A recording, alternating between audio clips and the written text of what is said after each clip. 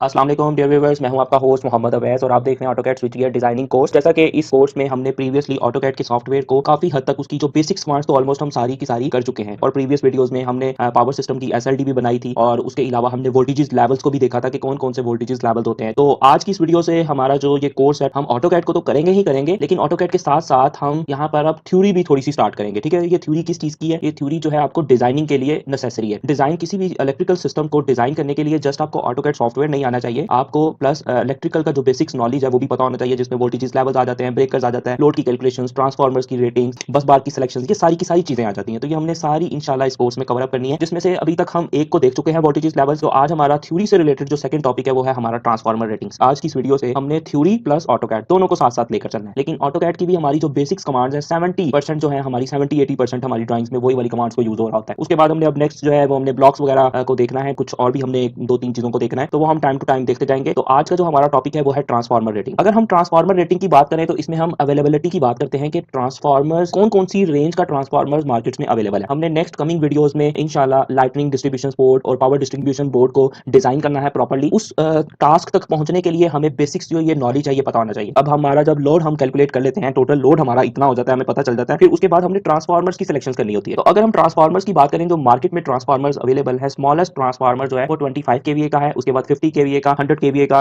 150 KVA का, 200 KVA का, 400 KVA का एंड सो ऑन। इसी तरह से ये आप जो लिस्ट है आप अपनी स्क्रीन पर देख सकते हैं। हाईएस्ट जो रेटिंग का ट्रांसफार्मर अवेलेबल है वो हमारे पास 5000 केवीए का ट्रांसफार्मर मार्केट में अवेलेबल है। लेकिन इसका मतलब हरगिज ये नहीं है कि जस्ट यही वाले रेटिंग्स के ट्रांसफार्मर्स होते हैं। ये जो ट्रांसफार्मर्स हैं ये बेसिकली स्टैंडर्डाइज्ड ट्रांसफार्मर्स हैं, यानी ये मार्केट में आपको इजीली अवेलेबल है। अगर आपको इनके अलावा किसी और रेटिंग का ट्रांसफार्मर चाहिए तो वो ऑन डिमांड बनाया जा सकता है। ठीक है, दिस इज पॉसिबल। लेकिन 80 to 90% केसेस में यही वाले जो ट्रांसफार्मर्स हैं जो अवेलेबल होते हैं इजीली, क्योंकि जो अवेलेबल चीज होगी वो ऑब्वियसली कॉस्ट वाइज जो है फिर वो थोड़ी सी एक्सपेंसिव नहीं होगी। अगर हम स्पेशल ऑर्डर्स पर बनाएंगे तो वो आपको पहले तो किसी स्पेशलिस्ट को ढूंढना पड़ेगा उसके लिए, फिर उसकी ऑब्वियसली कॉस्ट भी जो है अफेक्ट करती है। तो इसीलिए हम जब भी डिजाइनिंग कर रहे होते हैं तो हम मोस्ट ऑफ दी हमारी यही कोशिश होनी चाहिए कि जो चीजें जो स्टैंडर्ड्स मार्केट्स में ऑलरेडी चल रहे हैं हमने उन्हीं को फॉलो अप करते हुए अपना डिजाइन कंप्लीट करना होता है। उसके बाद अगर हम बात करें ये जो हमारे पास ट्रांसफार्मर्स हैं कम रेंज वाले, इनको हम डिस्ट्रीब्यूशन ट्रांसफार्मर्स कहते हैं और ये जो है ये स्मॉल इंडस्ट्रीज में और रेजिडेंशियल एप्लीकेशंस में इनको यूज किया जाता है। ऑन दी अदर हैंड जो हमारे पास ये वाले ट्रांसफार्मर्स हैं ये हाई लेवल पर इंडस्ट्री जो बिग इंडस्ट्रीज हैं उनकी एप्लीकेशंस में इनको यूज किया जाता है। यहाँ तक आपको पता चल गया होगा कि ट्रांसफार्मर्स जो रेटिंग्स हैं वो कौन कौन सी मार्केट में अवेलेबल है। उसके बाद आज की इस वीडियो में एक छोटा सा बिल्कुल छोटा सा और टॉपिक है, समझें कि एक बोनस पॉइंट है आपको, इंपॉर्टेंट क्वेश्चन है इंटरव्यूज में मोस्ट ऑफ द टाइम्स इससे रिलेटेड एक क्वेश्चन पूछ लिया जाता है। मैं यहाँ पर यह है कोई भी पावर सिस्टम है वो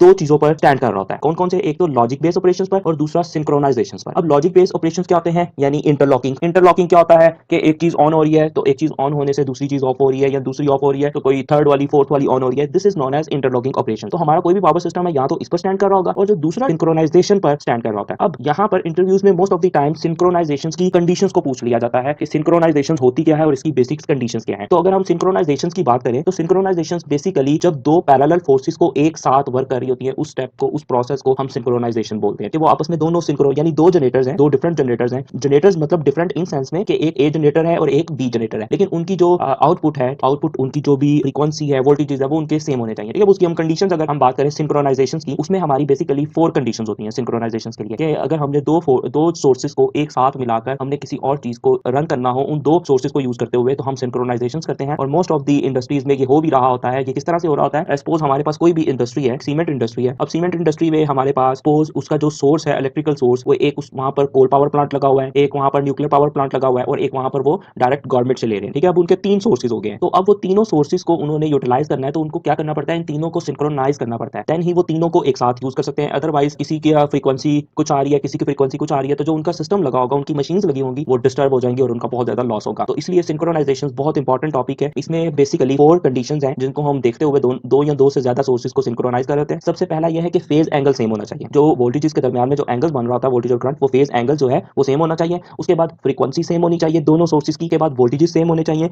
और जो थर्ड है वो है कि फेज सीक्वेंस, या इसको वोल्टेज सीक्वेंस भी बोला जाता है और समटाइम इसको पोलैरिटी भी बोला जाता है, कि पोलैरिटी सेम होनी चाहिए। ये 4 पॉइंट्स हैं, ये most of the times interviews में पूछ लिए जाते हैं। इनको आप अब अच्छे से याद कर लें, डायरीज में लिख लें, ताकि ये जो पॉइंट्स हैं जैसे ही आप किसी इंटरव्यू को देने जाएं तो इन पॉइंट्स को आप रिवाइज करके जा सकते हैं। ये एक छोटा सा टॉपिक था, मैंने कहा कि आपको ट्रांसफार्मर रेटिंग्स के साथ इसके बारे में भी बताता चला जाऊं। होप सो आपको ये अच्छा लगा होगा टॉपिक और इसकी समझ भी लगी होगी। कुछ इसमें मुश्किल नहीं था, लेकिन अगर आप इसको डायरेक्ट इंटरनेट से सर्च करें तो आपको बहुत ज्यादा मेहनत करना पड़ती है। लेकिन मैंने आपको जस्ट काम की चीजें हैं उनको सिंप्लीफाई करके यहाँ पर आपको डिस्क्राइब करके एक्सप्लेन कर दिया है। होप सो आपको वीडियो अच्छी लगी होगी। लाइक एंड शेयर करना मत भूलिएगा। इंशाल्लाह नेक्स्ट वीडियो में भी हम इसी तरह से थ्योरी की कोई वीडियो लेकर आएंगे। होपफुली हम ब्रेकर्स को देखेंगे डिटेल में नेक्स्ट वीडियो में। इंशाल्लाह मिलते हैं नेक्स्ट वीडियो में। अल्लाह हाफिज।